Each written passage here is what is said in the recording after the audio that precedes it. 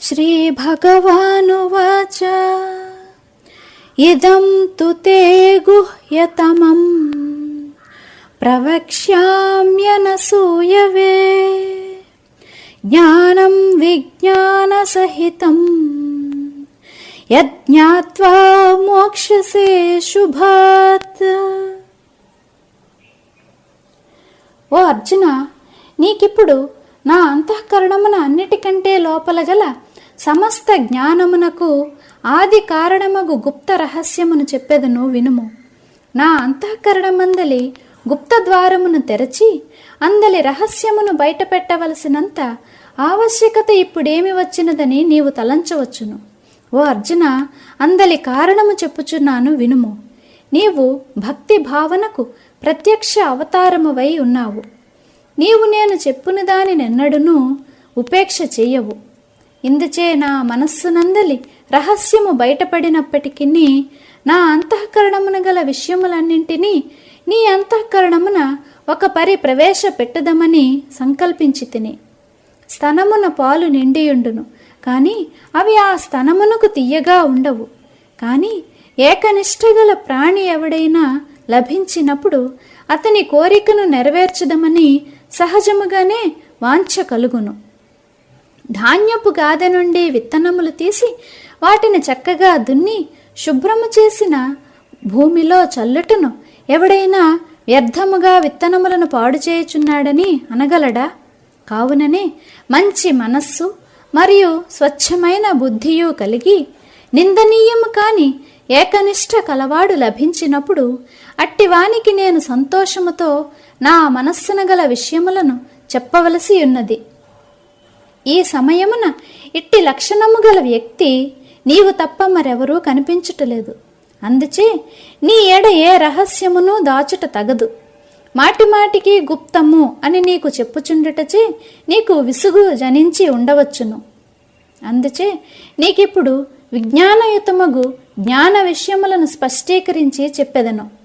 పెక్కు నిజమైన నాణెములు దొంగ నాణెములు కలిసిపోయి ఉన్నప్పుడు వాటిని జాగ్రత్తగా పరిశోధించి వేరువేరు రాసులుగా ఏర్పరచవలసి వచ్చు రీతిని నేను జ్ఞానము మరియు విజ్ఞానములను పరీక్షించి వాటిని నీ ఎదుట విడివిడిగా పెట్టెదను.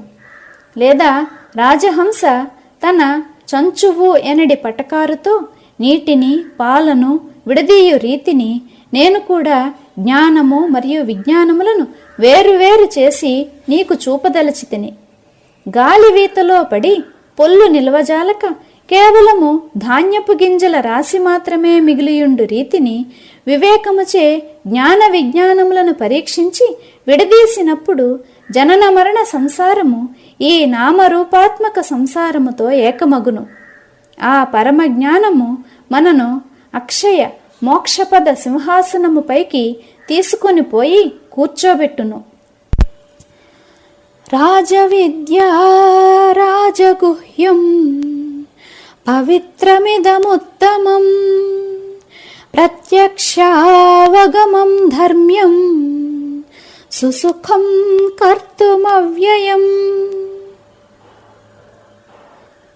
ఏ జ్ఞానము సమస్త విద్యలందును మహాశ్రేష్టమగు ఆచార్య పదవికి చేరియున్నదో, ఏది సమస్త రహస్య జ్ఞానమునకు యజమానిత్వమును వహించును, ఏది పవిత్రములన్నింటను ధురంధరమైనదో, ఏది జ్ఞాన ధర్మమునకు పుట్టినిల్లో, ఏది సర్వోత్తమమైనదో, ఏది లభించుటచే జనన మరణములకు తావు లేకుండా పోవునో, ఏ జ్ఞానము గురు ముఖము నుండి కించిత్తు ఉదయించినట్లు కనిపించినప్పటికీ వాస్తవమునకు ప్రతి మనుష్యుని హృదయమునందును స్వయంభువై ఉండి కోరిన వారు తమంతు తామే పొందగలదై ఉన్నదో, ఆత్మసుఖమనడి మెట్టుపైకెక్కగానే ఏ జ్ఞానము లభించును మరియు ఆ పిమ్మట ఆ సమయమున భోక్త భోగ్య వస్తువు మరియు భోగము అనడి త్రిపుటి అంతముందుటచే భోగించువాని భోక్తృత్వము కూడా అందే లీనమైపోయి అటుల లయము పొందిన స్థితికి ఏవలి ఒడ్డున దేని వలన హృదయము పరమ సుఖముతో నిండిపోవునో అట్టి జ్ఞానము సులభమైనది సహజమైనది అయినప్పటికీ కూడా అది ప్రత్యక్ష పరబ్రహ్మమే అయ్యున్నది. ఈ జ్ఞానమున గల ఒక విశేష లక్షణమేమనా, ఇది ఒక మారు లభించినచో ఎన్నటికిని కోల్పోబడజాలదు, మరియు దాని మాధుర్యము ఎన్నటికిని తగ్గిపోదు. ఓ అర్జున, తర్కించి చూచుటచే నీకు ఒక శంక పొడమవచ్చును. ఇది ఇంత అప్రతిమము అమూల్యమునగు వస్తువగుచో దీనిని ఎవరునూ ఎందుకు సంపాదించలేదు? ధనముకై అగ్నియందు దుముకమనిన దూకుటకు సాహసించడి వీరు శ్రమ లేకుండగనే లభించినదగు ఈ ఆత్మసుఖ మాధుర్యమును ఏల వదులుకునిరి?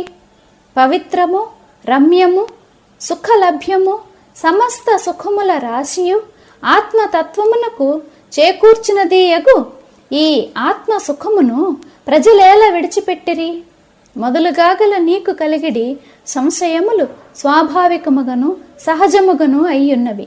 కానీ నీ మనస్సున ఈ సంశయమునకెన్నడును చోటివ్వకుము.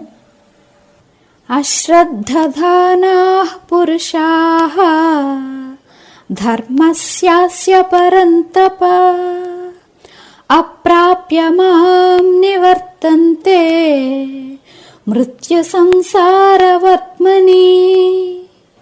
చూడుము, పాలు చాలా పవిత్రమైనవి, రుచికరమైనవిగాను ఉండును, మరియు అవి గోస్తనమునందు చాలా పలుచని చర్మపు చాటున సంగ్రహింపబడి ఉన్నవి.